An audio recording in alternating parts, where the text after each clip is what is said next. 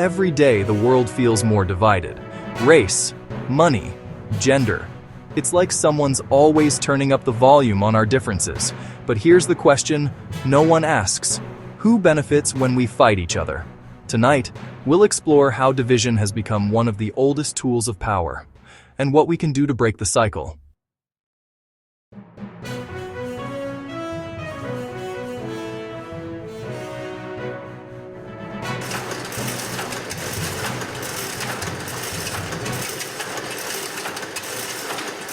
Humans naturally form groups. It's how we survived. Psychologists call it in-group versus out-group behavior. We trust people who seem like us, and we're cautious of those who don't. Powerful leaders throughout history have understood this simple truth.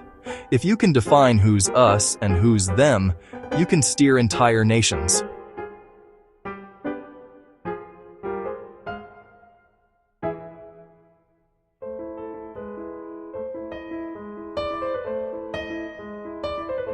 So division isn't new.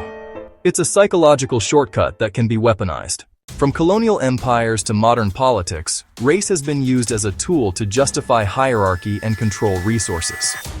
When populations are divided along racial lines, they're less likely to unite around shared economic or social interests. It's easier to blame each other than to question the system. Sociologists call this scapegoating, shifting attention from structural problems, like poverty or inequality, to visible differences between people.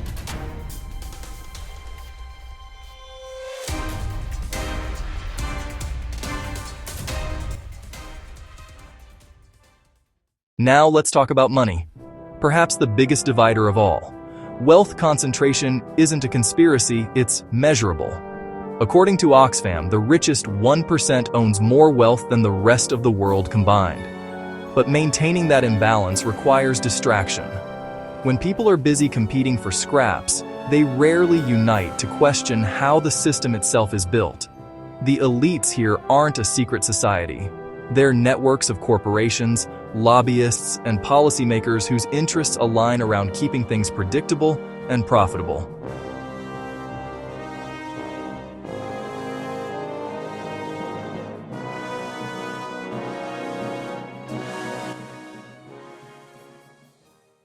Gender debates often dominate headlines. Why? Because identity sparks emotion, and emotion drives engagement. Media outlets, algorithms, and even politicians have learned that outrage is profitable. The more polarized a society becomes, the more clicks, votes, and ad dollars it generates.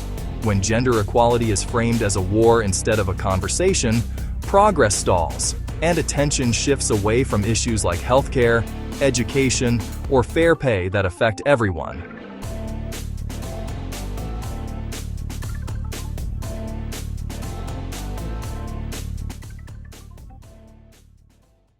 In the digital age, division has gone high-tech. Algorithms feed us content that confirms our beliefs, creating echo chambers. This isn't always intentional. It's the byproduct of platforms built to maximize engagement, and what keeps people engaged better than outrage. So whether you're angry about politics or culture, that emotion becomes data, and data becomes profit. Division has literally been monetized.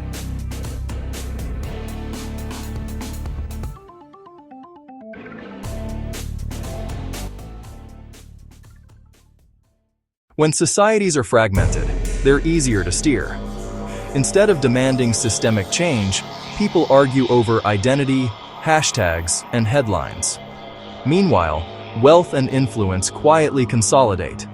It's not that a handful of villains meet in secret rooms. It's that powerful systems naturally protect themselves. Division is simply good business. So what's the purpose behind using race, money, and gender to divide us? Control, through distraction. But here's the truth. The moment we recognize that, the power shifts. When we start seeing through the labels, talking across differences, and focusing on shared problems, the tools of division lose their force. The real conspiracy isn't that the world is secretly controlled. It's that we're convinced we can't change it. But awareness is power. Thanks for watching. If this deep dive made you think, Hit like, subscribe, and share it with someone who's ready to look beyond the headlines. Stay curious and stay united.